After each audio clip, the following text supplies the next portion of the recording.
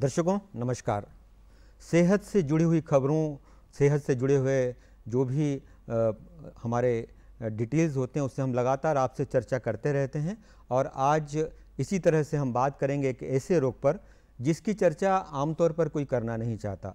इसकी चर्चा वही करते हैं जो इस रोग से पीड़ित रहते हैं या फिर उनके कोई संबंधी, सगे संबंधी इस रोग से ग्रस्त रहते हैं। जी हाँ, आपने ठीक पहचाना, हम बात कर रहे हैं कैंसर की। एक ऐसा भयावह रोग जिससे आमतौर पर चर्चा करने से भी हर कोई बचता है। एक ऐसा रोग जिससे दुनिया में लाखों लोग हर साल मर जाते हैं। एक ऐसा रोग जो पूरे विश्व में दूसरे नंबर पर है जिससे मौतें सबसे ज़्यादा होती है। सबसे पहला रोग है हृदय रोग और दूसरा रोग है कैंसर रोग। और ख़ास तौर से एक ऐसा रोग जिसके बारे में बहुत भ्रम है, बहुत भ्रांतियां हैं और बहुत सारे मिथ को सुलझाना है। तो आज इसी उद्देश्य को लेकर हमारे स्टूडियो में इंदौर के जाने माने कैंसर रोग विशेषज्ञ डॉक्टर सात्विक खड्डर जी मौजूद हैं। डॉक्टर सात्विक खड्डर मेडिकल ऑन्कोलॉजिस्ट हैं राजश्री अपोलो में, और आपने बनारस हिंदू यूनिवर्सिटी से अपना मेडिकल MBBS और MD किया है और फिर बाद में आपने विख्यात टाटा मेमोरियल हॉस्पिटल से अपनी आगे की डिग्री की है। तो ऐसे डॉक्टर सात्विक खड्डर आज हमारे साथ दर्शकों के चर्चा के लिए मौजूद है। डॉक्टर सात्विक, आपका इस कार्यक्रम में स्वागत है। नमस्ते डॉक्टर साहब, हमारे दर्शक ये जानने के लिए, बहुत सारे ऐसे दर्शक हैं कि उनको यही नहीं पता कि कैंसर होता क्या है और कैंसर होता है तो किसके पास पहले जाया जाए। तो आप बताइए क्या होता है कैंसर? देखिए, हमारे शरीर में करोड़ों सेल्स हर सेकंड, हर मिनट जन्म ले रही हैं, वो बड़ी हो रही हैं और फिर उनकी मृत्यु हो जाती है। तो ये कि नॉर्मल सेल साइकिल जिसको हम बोलते हैं, ये हमारे आपके सभी के शरीर में हर सेकंड, हर मिनट हो रहा है और ये बहुत ही रेगुलेटेड प्रोसेस है। बहुत अच्छे से हमारी बॉडी इस प्रोसेस को करती है। बट इस प्रोसेस में जब खराबी आ जाती है, कहने का मतलब जब सेल्स खराब होती है तो बॉडी या तो उसको रिपेयर कर देती है या उसको मार देती है और उसकी जगह नई सेल्स ले लेती है। बहुत ब्रीफ में बोलूँ तो बस इसी जो प्रोसेस में अगर खराबी आ जाए तो वो कैंसर का रूप ले लेती है। तो अगर मान लीजिए हमारे बॉडी में कोई सेल खराब हो गई, हर सेकेंड, हर मिनट हो रही हैं, और वो खराब सेल बॉडी क्लियर नहीं कर पाई, या तो रिपेयर नहीं कर पाई या क्लियर नहीं कर पाई, तो वो जो खराब सेल है वो मल्टीप्लाई होती रहती है और इसी अनकंट्रोल्ड ग्रोथ को कैंसर कहते हैं। तो जब वो अनकंट्रोलेबली ग्रो कर रही है, बॉडी उसको क्लियर नहीं कर पा रही है, तो वो खराब सेल कैंसर का रूप ले लेती है। अब इसके कारण बहुत सारे हो सकते हैं और बहुत कॉमन अगर हम कारण की बात करें, जैसे आपने कहा कि क्यों हो जाता है कैंसर, तो खान पान एक बहुत बड़ा कारण है। अल्कोहल का सेवन, तंबाकू का सेवन बहुत बड़ा कारण है। इसके अलावा जेनेटिक कॉजेज़ बहुत होते हैं, एनवायरमेंटल कॉजेज़ बहुत होते हैं, लाइफस्टाइल कॉजेज़ बहुत सारे होते हैं। मोटापा है, हमारी सेडेंट्री लाइफस्टाइल है, व्यायाम नहीं करते हैं आजकल हम लोग। तो ऐसे बहुत से कारणों की वजह से कैंसर होने का रिस्क बढ़ जाता है। तो हम ये कह सकते हैं कि किसी एक कारण की वजह से, या कोई एक फैक्टर नहीं है जो कैंसर का कारक है, इसमें बहुत सारे कारण हैं जो कैंसर होने के लिए उत्तरदायी रहते हैं। तो डॉक्टर साहब, इसी से जुड़ा हुआ एक प्रश्न ये आ रहा है कि इन दिनों कैंसर की घटनाएं बहुत बढ़ रही हैं। या तो ये अवेयरनेस ज़्यादा हो गई है, जागरूक हो गया है बंदा, या फिर ज़्यादा कैंसर होने लगा है। क्योंकि हम देखते हैं कि पहले इतने कैंसर के कारण इतने पेशेंट नहीं आते थे, अभी सुनने में आ रहा है कि कोई ना कोई परिचित, कोई ना कोई कैंसर से ग्रस्त है। तो क्या आमूलचूल परिवर्तन हुआ ऐसा कि कैंसर के पेशेंट ज़्यादा आने लगे हैं?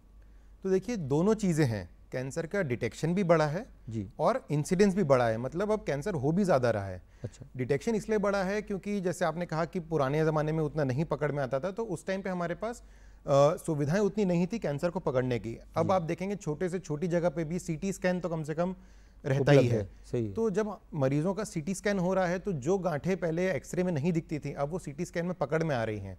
तो कैंसर डायग्नोज ज़्यादा हो रहा है, साथ ही साथ इंसिडेंस भी बढ़ा है, मतलब कैंसर हो भी ज़्यादा रहा है। ये भी बात बिल्कुल सही है। अगेन वही बात हो गई कि हमारा खान पान बहुत बदल गया है, बहुत से ऐसे इन्फेक्शंस अब होने लगे हैं जिनकी वजह से कैंसर होता है, हमारी लाइफस्टाइल बहुत बदल गई है जिसकी वजह से कैंसर हो रहा है। तो दोनों चीज़ें हैं, डिटेक्ट भी अब ज़्यादा हो रहा है और इंसिडेंस भी बढ़ रहा है। तो अब ये मान लें कि यदि कैंसर की घटनाएं ज़्यादा हो रही हैं, कैंसर रोग ज़्यादा हो रहे हैं, लेकिन इसके साथ में एक बहुत बड़ी चुनौती हमारे सामने ये आ रही है डॉक्टर साहब कि मात्र एक ऐसा रोग है कैंसर जिसके बारे में भ्रम बहुत है इतनी सारी भ्रांतियाँ, इतने सारे भ्रम हैं। ये हमको पता है कि आपने जैसे बताया कि लाइफस्टाइल की वजह से होता है। अधिकांश लोगों को पता है कि अल्कोहल सेवन और कीटनाशक का उपयोग खेतों में, ये तमाम कारण है, प्लास्टिक पॉलीथीन का ज़्यादा उपयोग, तो इससे होता है कैंसर। लेकिन कई भ्रम भी हो गए, तो हम इस पर चर्चा करते हैं। हमारे दर्शक जानना चाहेंगे कि कौन कौन सी भ्रांतियाँ, मिथ कौन कौन से हैं कैंसर के बारे में। बहुत सारे मिथ्स हैं और ये हमारा भी बहुत बड़ा चैलेंज होता है जब हम पेशेंट्स को ट्रीट करते हैं कैंसर के लिए। तो कुछ 4-5 जो कॉमन मिथ्स हैं उन पे मैं ज़्यादा फोकस करना चाहूँगा। सबसे कॉमन जो मिथ है, जैसे ही किसी को पता चलता है कि उसको कैंसर हुआ है तो वे सोचते हैं ये तो लाइलाज बीमारी है जी। तो ऐसा बिल्कुल नहीं है। कैंसर का इलाज संभव है, बहुत अच्छी तरह से संभव है, और कौन से स्टेज पे है कैंसर उसके हिसाब से उसका ट्रीटमेंट किया जाता है, तो इलाज बिल्कुल संभव है। दूसरा मिथ बहुत कॉमन है, जब हमारे पास पेशेंट आते हैं और हम उनको बोलते हैं कि बायोप्सी करनी पड़ेगी, तो ये एक तो बहुत ही ज़्यादा कॉमन मिथ है कि बायोप्सी नहीं करवाते पेशेंट्स, कि ऐसा सोचना है या ऐसा बोलते हैं लोग कि बायोप्सी करने से कैंसर फैल जाता है। तो ये तो सबसे बड़ी भ्रांति है, और मैं ये कहना चाहूँगा बायोप्सी तो सबसे इम्पॉर्टेंट इन्वेस्टिगेशन है कैंसर की, इनफैक्ट सबसे पहली इन्वेस्टिगेशन। बायोप्सी मीन्स वो किसी सेल को निकाल के माइक्रोस्कोप में देखना, बिल्कुल सरल भाषा में कहें तो जो गांठ होती है तो उसको या तो पूरी तरीके से या फिर उसका छोटा सा टुकड़ा निकाल के जांच करी जाती है, और ये सबसे पहला स्टेप है कैंसर डायग्नोसिस में। इनफैक्ट अगर हम बायोप्सी नहीं करेंगे तो हम कैंसर का ट्रीटमेंट ही स्टार्ट नहीं कर सकते, पता भी नहीं लग पाएगा, क्योंकि बायोप्सी से ही 100% कंफर्म होता है कि वो कैंसर है। तो ऐसा बिल्कुल नहीं है, अपने दिमाग से बिल्कुल निकाल दीजिए कि बायोप्सी करने से कैंसर होता है, ऐसा बिल्कुल नहीं होता है, बल्कि उसके बिना कैंसर का इलाज ही नहीं होता है। ऐसे ही बायोप्सी से संबंधित सर्जरी को लेके भी है। जब हम बोलते हैं पेशेंट्स को कि सर्जरी करनी है तो भी लोग बोलते हैं कि नहीं सर सर्जरी करेंगे तो ऐसा सुना है कि छेड़ देते हैं कैंसर को तो वो फैल जाता है। तो इस तरह से कैंसर नहीं फैलता है। सर्जरी भी बहुत ज़रूरी इलाज है कैंसर का, और बहुत इंपॉर्टेंट इलाज है, बहुत बड़ा इलाज है सर्जरी कैंसर का, तो वो बहुत ज़रूरी है। फिर कीमोथेरेपी को लेके बहुत सारे ऐसे भ्रम हैं। जब हम बोलते हैं कि इनको कीमो की ज़रूरत है आपके पेशेंट को, तो लोग कहते हैं कि नहीं, कीमोथेरेपी से हमने सुना है कि बॉडी जल जाती है, असर खराब रहते हैं, या मरीज़ बिस्तर पे पड़ जाता है, सूख जाता है, बॉडी को सुखा देता है। तो ऐसा बिल्कुल भी नहीं है। कैंसर में बहुत रिसर्च हुई है और लास्ट 20-30 ईयर्स में तो बहुत ही ज़्यादा रिसर्च हुई है, जिसमें अब लेटेस्ट दवाइयाँ जो हमारे पास हैं, दवाइयों को देने का तरीका बदल गया है। जो कीमोथेरेपी से जो साइड इफ़ेक्ट्स होते थे, उल्टी होना या बाल झड़ना या कमज़ोरी होना, ये आज के ज़माने में ना के बराबर नगण्य हो गए। तो बहुत सेफ़ दवाइयाँ हैं, बहुत सेफ़ तरीके हैं उनको देने के। और ये जो पेशेंट्स हमारे पास आते हैं तो ऑब्वियसली उनमें भी डर होता है, बट जब हम उन्हें फर्स्ट साइकिल देते हैं तो ये सारे भ्रम उनके अपने आप चले जाते हैं। जब वो देखते हैं कि ऐसा कुछ हुआ ही नहीं, या 100 में से 1 या 2 लोगों को कुछ सीरियस साइड इफ़ेक्ट्स होते हैं। ज़्यादातर पेशेंट्स डे केयर में कीमोथेरेपी लेते हैं, मतलब वो आते हैं, एडमिट भी होने की ज़रूरत नहीं है, 2 या 3 घंटे या 4 घंटे जो भी ड्यूरेशन है उनकी कीमोथेरेपी का, वो लेते हैं और वो घर चले जाते हैं या अपने काम पे चले जाते हैं, ऑफिस चले जाते हैं, स्कूल चले जाते हैं। तो बहुत सेफ तरीका है, बहुत ईजिली 90 to 95% केसेस में इसको ट्रीट किया जाता है। तो ये भी एक बहुत कॉमन मिथ है जो लोगों में है ट्रीटमेंट को लेके।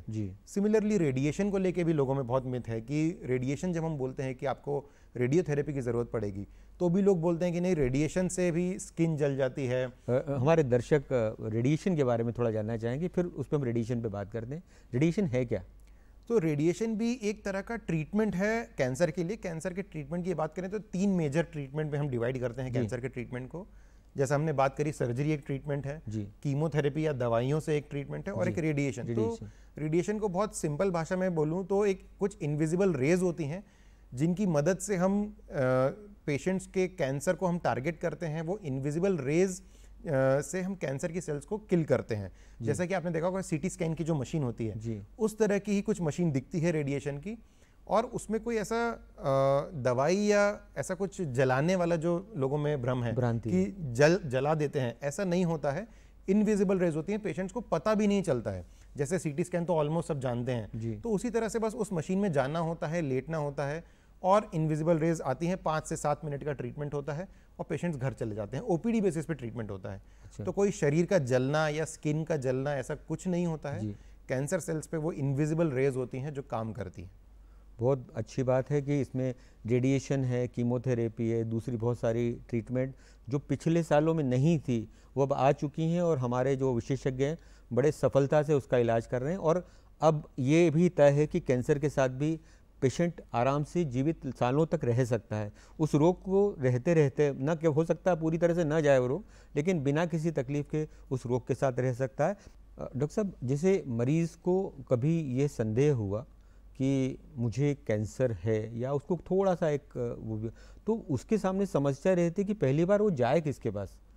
क्या इनके अलग डॉक्टर होते हैं या सर्जन का काम क्या है, कैंसर सर्जन, कैंसर कीमोथेरेपिस्ट, उसके सामने कन्फ्यूजन की स्टेज होती है और जैसा जिसको उसको मिलता है वो उसी के साथ चला जाता है और वहाँ पे बहुत बड़ा खतरा शुरू हो जाता है, क्योंकि अगर उसको सही तरीके का डॉक्टर नहीं मिलेगा तो उसका इलाज ही की शुरुआत ही। इसके बारे में हमारे दर्शक जानना चाहेंगे।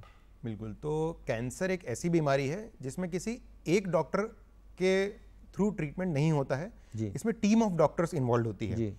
तो कैंसर स्पेशलिस्ट जो हम लोग की जो टीम रहती है, तो कैंसर स्पेशलिस्ट भी ब्रॉडली देखा जाए तो 3 तरीके के होते हैं।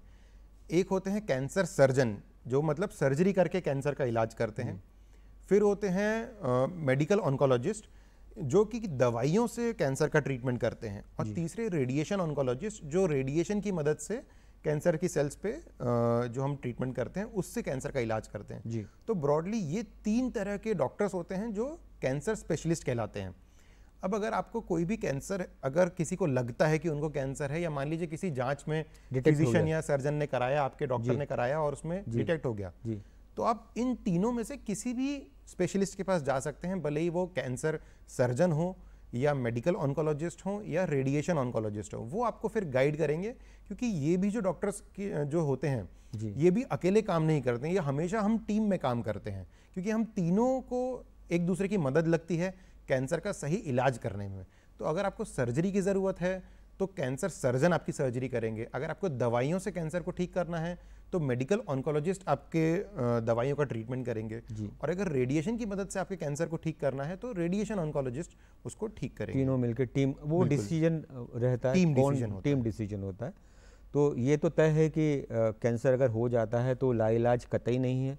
हमारे बहुत सारे दर्शक इस कार्यक्रम को देख रहे हैं, अगर उनके मन में ये भ्रम है कि ये कैंसर हो गया तो हम सड़क पे आ गए, बहुत ज़्यादा इलाज में खर्च हो जाएगा, जीवन अब ख़त्म हो गया, ऐसा कतई नहीं है। बहुत अच्छी ट्रीटमेंट, बड़ी इकोनॉमिक ट्रीटमेंट आ गई हैं, जैसे डॉक्टर साहब ने बताया। एक और भी मिथ है, इस तरह से कई सारी चीज़ें हैं कि 5-6 चीज़ें आती हैं कि जैसे खेतों में कीटनाशक बढ़ गए हैं, पहली बात। दूसरी बात कि प्लास्टिक पॉलीथीन में हम लोग जो खाना खा रहे हैं उससे कैंसर होता है क्या। तीसरी बात ये कि हम लोग हेयर डाई लगा रहे हैं, रंग कर रहे हैं, क्या उससे कैंसर होता है। हम लोग खाने के किचन में जो मेटालिक बर्तन है उसमें खाना बनाना या एल्यूमिनियम के खाना बनाने, उससे कैंसर होता है। ये बहुत सारे भ्रम, बहुत सारी मिथ्याएं, और व्हाट्सएप का दौर है, लगातार कुछ न कुछ मैसेज आता रहता है, तो इससे दर्शक आमतौर पर भ्रमित रहते हैं। तो क्या ये सब सही है? कुछ हद तक ये सही है, जैसा कि पेस्टिसाइड्स की बात करें, इंसेक्टिसाइड्स की बात करें, तो हाँ, उनकी वजह से काफ़ी कैंसर्स देखे गए हैं। और ये रिसर्च में भी प्रूव हुआ है कि जो हमारे एडल्ट्रेशन फूड का हो रहा है उसकी वजह से बहुत से कैंसर्स अब इंसिडेंस बढ़ रहा है। जी। माइक्रो प्लास्टिक्स की बात करें या घर में यूज़ होने वाले बर्तन की बात करें, तो वो रिसर्च अभी भी बहुत शुरुआती स्टेज पे है। बहुत क्लियर कट कैंसर की अगर बात करें तो एसोसिएशन नहीं देखा गया है, बट हाँ, अभी भी वो रिसर्च चल रही है, तो उसमें मैं ये नहीं कहना चाहूँगा क्लियरली कि क्या उससे कैंसर एसोसिएटेड है या नहीं है। बट माइक्रो प्लास्टिक्स से दूसरी बीमारियां जो हैं, हमारे हार्ट की, ब्रेन की बीमारियां, उन पे तो रिसर्च आ गई है। कैंसर की अभी भी उस पर रिसर्च चल रही है। एक और भ्रम आता है कि किसी के पेरेंट्स को कैंसर है तो वो तय जानते हैं, उस परिवार में रिश्ता नहीं करते हैं कि अरे इनके मदर को कैंसर था, फादर को कैंसर था, क्यों तो इनके बच्ची या बच्चे को कैंसर हो जाएगा। एक बात तो ये है। दूसरी बात ये भी है कि कुछ लोग जो न तंबाकू खाते हैं, न सिगरेट पीते हैं, न पान, उनको भी कैंसर हो जाता है।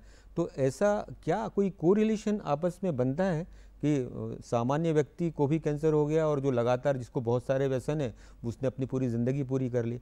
तो इसमें भी बड़ा संदेह और भ्रम है। तो देखिए, जैसे हमने पहले भी बात की कि कैंसर किसी एक वजह से नहीं होता है, ये मल्टी फैक्टोरियल डिजीज़ है। बहुत से फैक्टर्स काम करते हैं किसी भी इंसान को कैंसर होने में। तो इनको हम ब्रॉडली 2 चीज़ों में डिवाइड करते हैं रिस्क फैक्टर्स को। एक होते हैं मॉडिफाइबल रिस्क फैक्टर्स, मतलब हम अपनी जीवन शैली में वो बदलाव लाके उन रिस्क फैक्टर्स को हटा सकते हैं, तो उससे हमें कैंसर नहीं होगा। बट दूसरे रिस्क फैक्टर जो होते हैं जिनको बोलते हैं नॉन मॉडिफाइबल, मतलब हम जिनको बदल नहीं सकते जी। तो ये जो नॉन मॉडिफाइबल रिस्क फैक्टर्स हैं, इन वजह से उन लोगों को कैंसर होता है जो ना तो दारू पीते हैं, ना सिगरेट पी रहे हैं, ना तम्बाकू खा रहे हैं, ना फैमिली में कुछ है, बट फिर भी हो रहा है कैंसर। तो in non modifiable risk factors की अगर बात करें तो एज अपने आप में बहुत बड़ा रिस्क फैक्टर है। जैसे जैसे हमारी उम्र बढ़ती जाती है वैसे वैसे बॉडी के जो रिपेयर मैकेनिज्म है वो उतने सक्षम नहीं रहते हैं, तो इसलिए ज़्यादातर कैंसर्स ओल्ड एज में होते हैं। तो उम्र अपने आप में सबसे बड़ा रिस्क फैक्टर है और उसको हम बदल नहीं सकते। एज अपने आप में जैसे जैसे आप बड़े होंगे रिस्क कैंसर का बढ़ता जाएगा। फिर अगर आप मेल्स हैं तो कुछ कैंसर्स आप में ज़्यादा होने के चांसेस हैं, अगर आप फीमेल हैं तो कुछ कैंसर्स आप में होने के ज़्यादा चांसेस हैं। मेल्स में प्रोस्टेट ज़्यादा होगा, बिल्कुल, क्योंकि प्रोस्टेट ग्लैंड मेल्स में ही होता है तो मेल्स में कैंसर होगा। ब्रेस्ट कैंसर की बात करें तो फीमेल्स में ज़्यादा होता है, मेल्स में भी होता है बट रेयर होता है, बट फीमेल में ब्रेस्ट कैंसर होने के ज़्यादा चांसेस होते हैं। तो इसलिए ये भी डिपेंड करता है कि आपका जेंडर कौन सा है जी। फिर जेनेटिक्स जैसे आपने बात करी कि अगर फैमिली हिस्ट्री है, अगर आपके परिवार में 2 या 3 लोगों को किसी एक तरह का कैंसर या एक ग्रुप ऑफ कैंसर्स है तो कुछ जेनेटिक म्यूटेशंस हैं, हो सकता है कि आपकी फैमिली में वो रन करते हों, तो उसको आप बदल नहीं सकते। किस परिवार में आप पैदा हुए हैं तो वो आप बदल नहीं सकते, तो उस वजह से भी कैंसर होने का रिस्क बढ़ जाता है। यहाँ पे जो आपने बात उठाई थी कि फैमिली में अगर किसी को कैंसर है तो लोग रिश्ते नहीं करते जी जी, तो ऐसा नहीं होना चाहिए, क्योंकि अगर किसी की फैमिली हिस्ट्री है भी तो भी इसका मतलब नहीं है कि उसको 100% कैंसर होगा ही। वो रिस्क हो सकता है आम किसी इंसान के कंपैरिजन थोड़ा ज्यादा हो, 5% 10%, बिल्कुल, बट ऐसा नहीं कि 100% रिस्क होगा ही। तो ये सोशल स्टिग्मा नहीं होना चाहिए जी जी। उसके लिए बहुत से टेस्ट होते हैं, जेनेटिक टेस्ट हम लोग करते हैं। अगर वो म्यूटेशन आता है मान लीजिए किसी शरीर में, तो हम स्क्रीनिंग की मदद से उस व्यक्ति को हम स्क्रीनिंग प्रोग्राम में डालते हैं। हर साल 2 साल में कुछ टेस्ट करते हैं, चेकअप करते हैं, जिससे ये देखते हैं कि कहीं कैंसर डेवलप तो नहीं हो रहा है, और अगर डेवलप हो भी रहा है तो हम उसको अर्ली स्टेज 0 या स्टेज 1 में पकड़ के हम उसको कंप्लीटली क्योर कर देते हैं जी। तो ऐसा नहीं है कि कैंसर होगा ही होगा, रिस्क अगर ज़्यादा है तो हम स्क्रीनिंग की मदद से उनको डिटेक्ट भी करते हैं जी। डॉक्टर साहब अभी आपने स्टेज की बात कही तो एक प्रश्न और निकल के आता है कि ये स्टेज 3 स्टेज 4 क्या चीज़ है, या स्टेज 4 क्या क्योरेबल है, ट्रीटमेंट किया जा सकता है स्टेज 4 का, स्टेज 4 से भी उसकी जीवन उसका वापस लौटाया जा सकता है, इस पर थोड़ा सा प्रकाश डाल दीजिए। तो आमतौर पर ज़्यादातर कैंसर्स को 4 स्टेज में डिवाइड किया गया है, स्टेज 1, 2, 3, 4। हर ऑर्गन की स्टेजिंग वैसे देखा जाए बहुत डीप में तो बहुत डिफरेंट होती है, बट मोटे तौर पर स्टेज 1 तब बोलते हैं जब गांठ बहुत छोटी साइज़ की हो और जिस ऑर्गन में है उसी के अंदर वो बहुत छोटा सा साइज़ हो और आसपास फैली हुई ना हो। स्टेज 2 में उसी गांठ का साइज़ या तो बढ़ जाता है वो, या फिर आसपास थोड़ी सी फैल जाती है, तब उसको स्टेज 2 बोलते हैं। स्टेज 3 में भी वो रहती तो उधर ही है ऑर्गन के आसपास, बट लिम्फ नोड्स जो ऑर्गन्स के आसपास लिम्फ नोड नाम के कुछ ऑर्गन्स होते हैं वहाँ तक चली जाती है, तब स्टेज 3 बोलते हैं। और स्टेज 4 को सामान्य भाषा में बताऊं तो जब वो उस ऑर्गन से निकल के शरीर में दूसरी जगह पे फैल गया, प्रविष्ट हो जाती है। मान लीजिए जैसे बड़ी आंत का कैंसर है, अब वो फैल के लिवर में चला गया या फेफड़ों में चला गया या हड्डियों में चला गया, तो उसको स्टेज 4 कैंसर कहते हैं। ट्रीटमेंट की बात करें तो ज़्यादातर स्टेज 4 कैंसर्स ट्रीटेबल होते हैं। अच्छा, क्योरेबल नहीं होते। क्योर का मतलब होता है जड़ से खत्म करना जी। तो ज़्यादातर स्टेज 4 कैंसर्स को हम क्योर नहीं कर सकते, कुछ स्टेज 4 कैंसर्स को हम क्योर भी कर सकते हैं, ऐसा नहीं है, बट ट्रीटेबल सारे कैंसर्स होते हैं। कहने का मतलब ट्रीटेबल का मतलब ये होता है कि हम बहुत अच्छी तरीके से उस कैंसर को दबा के रख सकते हैं, सालों साल तक वो कैंसर दबा रह सकता है शरीर के अंदर दवाइयों की मदद से या और कुछ ट्रीटमेंट की मदद से, और पेशेंट्स एक अच्छी क्वालिटी ऑफ लाइफ व्यतीत कर सकता है। इनफैक्ट आज के टाइम पे जितनी सबसे ज़्यादा रिसर्च हो रही है, जितनी सबसे ज़्यादा दवाइयाँ आ रही हैं, वो स्टेज 4 कैंसर्स के लिए आ रही हैं। और उदाहरण के तौर पे मैं अपने खुद कुछ पेशेंट्स का उदाहरण देना चाहूँगा। फेफड़ों के कैंसर, लंग कैंसर, जो सबसे भयावह कैंसर आज से 10-15 साल पहले माना जाता था कि अगर किसी को लंग का कैंसर हो गया तो उसकी लाइफ 5 से 6 महीने ही है। आज हमारे पास ऐसे पेशेंट्स हैं जो स्टेज 4 लंग कैंसर होते हुए भी 3 साल, 4 साल, 5 साल से सर्वाइव कर रहे हैं और आज भी वो हमारे फॉलोअप में आ रहे हैं जी। वहीं ब्रेस्ट कैंसर भी हो गया। स्टेज 4 ब्रेस्ट कैंसर बहुत 1.5-2 साल लोग बोलते पहले होता था कि 1.5-2 साल से ज़्यादा आयु नहीं है, बट ब्रेस्ट कैंसर के पेशेंट्स 6 साल, 7 साल, 10 साल तक सर्वाइव कर रहे हैं, और ये स्टेज 4 कैंसर्स की बात कर रहा हूँ। वहीं प्रोस्टेट कैंसर जो मेल्स में होने वाला बहुत ही कॉमन कैंसर है, वो भी स्टेज 4 में जब डिटेक्ट होता है तो उसकी जो दवाइयाँ हैं उससे भी पेशेंट्स 6 साल, 8 साल, 10 साल सर्वाइव कर रहे हैं। तो कहने का मतलब है कि जिन कैंसर्स की डायग्नोसिस होने के बाद आज से 20 साल या 15 साल पहले हार्डली 5 महीने, 6 महीने या साल भर लोग जी पाते थे। आज उन्हीं कैंसर्स के पेशेंट 5 साल, 7 साल, 10 साल भी सर्वाइव कर रहे हैं। मतलब उनके जीवन के जीने के आसार रहते हैं, अच्छे से जी तो नॉर्मल लाइफ जीते हैं या परेशानी में रहते हैं? देखिए, ज़्यादातर पेशेंट्स एक नॉर्मल लाइफ व्यतीत करते हैं, गुड क्वालिटी ऑफ लाइफ जिसको हम बोलते हैं जी। क्योंकि ट्रीटमेंट पे होते हैं तो कुछ थोड़े बहुत साइड इफेक्ट्स रहते हैं जो मैनेजेबल रहते हैं, और पेशेंट्स हमारे फॉलोअप में रहते हैं तो वो ट्रीटमेंट हम मॉडिफाई करते हैं या उनको उस तरह से साइड इफेक्ट्स जो होते हैं उनको मैनेज करते हैं। बट बाय एंड लार्ज ज़्यादातर पेशेंट्स एक normal good quality of life spend करते हैं। तो मतलब कहने का मतलब ये है कि हालांकि कैंसर का रोग भयावह माना गया है, बहुत ज़्यादा खर्च भी हो जाता है, ये भी मान लेते हैं कि बहुत ज़्यादा एक्सपेंसिव है ये बीमारी? अगर हम देखा जाए दूसरी बीमारियों से अगर हम कंपेयर करें तो एक्सपेंसिव है। तो वैसे तो देखा जाए दूसरी बीमारियां अलग हैं, तो किसी दूसरी बीमारी से हमें कंपेयर नहीं करना चाहिए, हर बीमारी अलग होती है जी। बट हाँ, फिर भी अगर देखा जाए जो रूटीन की जो हमारी बीमारियां जो बुखार सर्दी वगैरह रहती है तो उससे तो थोड़ा महंगा होता है इलाज, बट फिर भी भारत में अगर हम कैंसर का इलाज दूसरे देशों से कंपेयर करें तो 1/4 या 1/5 कॉस्ट पे ट्रीटमेंट होता है। भारत में बड़ा सामान्य और सरल है, बहुत सामान्य इलाज है। और आजकल बहुत सारे सरकार की तरफ से भी मदद मिलती है, मुख्यमंत्री राहत कोष से पेशेंट्स को मदद मिलती है, पीएम रिलीफ फंड से मिलती है, आयुष्मान भारत में मदद मिलती है। तो एक बेसिक ट्रीटमेंट आयुष्मान भारत या इन सब जो सरकारी मदद है उनसे हम काफ़ी पेशेंट्स का एक बेसिक ट्रीटमेंट कर पाते हैं। तो डॉक्टर साहब, ये दर्शकों को बहुत अच्छी जानकारी दी, लेकिन एक प्रश्न बहुत इम्पॉर्टेंट चलते चलते बच जाता है। वो प्रश्न ये है कि आमतौर पर इंदौर या भोपाल जैसे शहरों में जब कैंसर रोग होता है तो आदमी पेशेंट रुख करता है बड़ौदा, मुंबई और अहमदाबाद की तरफ या बड़े शहरों की तरफ। तो क्या इस रोग का इलाज हमारे इंदौर जैसे या भोपाल जैसे शहरों में नहीं है, या कम है, या सफलता कम है? तो ये भी बहुत कॉमनली हम लगभग रोज़ ही देखते हैं हमारे पेशेंट्स के साथ, बट ऐसा बिल्कुल नहीं है। देखिए, जो भी इंदौर में, भोपाल में जो कैंसर स्पेशलिस्ट हैं, जिस भी तरह के कैंसर स्पेशलिस्ट हैं, सभी बड़े बड़े हॉस्पिटल्स और बड़े बड़े कॉलेजेस से ट्रेन होके ही आते हैं। सारी सुविधाएं आज के टाइम पे मध्य प्रदेश के भी सभी बड़े शहरों में उपलब्ध हैं, भले ही वो इंदौर हो, भोपाल हो, जबलपुर हो, ग्वालियर हो। सभी क्वालिफाइड कैंसर स्पेशलिस्ट हैं वहाँ पे।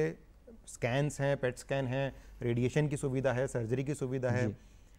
भरोसा करने वाली बात है, जैसा कि आपने कहा कि बिल्कुल कैंसर डायग्नोस होता ही बाहर चले जाते हैं, भरोसा करने वाली बात है। सब स्पेशलिस्ट अवेलेबल हैं और हम सभी पेशेंट्स को ये भी बोलते हैं कि आप इसको इस तरह से देखिए कि जब आप दूसरे शहर जाते हैं तो आप अपने साथ 3-4 लोगों को लेके जा रहे हैं, तो वो खर्च जो है लोग नहीं काउंट करते हैं कि 3-4 लोग जो आपके साथ जा रहे हैं वो भी अपना व्यवसाय, अपना ऑफिस, अपना जॉब, अपनी दुकान छोड़ के जा रहे हैं, तो वो भी एक लॉस हो रहा है। बाहर रह रहे हैं, होटल में कमरा लिया है, कहीं पे भी कमरा लिया है, बाहर खाना पीना कर रहे हैं। तो कहने का मतलब है कि भरोसा रखें। हाँ, आपके शहर में स्थानीय अपने तौर शहर पर में रहते हुए आपका खर्च भी बचता है, घर में रह के सक्सेसफुल इलाज है। सक्सेसफुल इलाज, क्योंकि जो कैंसर ट्रीटमेंट के जो गाइडलाइंस हम फॉलो करते हैं वो इंटरनेशनल गाइडलाइंस है। आप ट्रीटमेंट कहीं पे भी कराएं, इलाज सेम होने वाला है।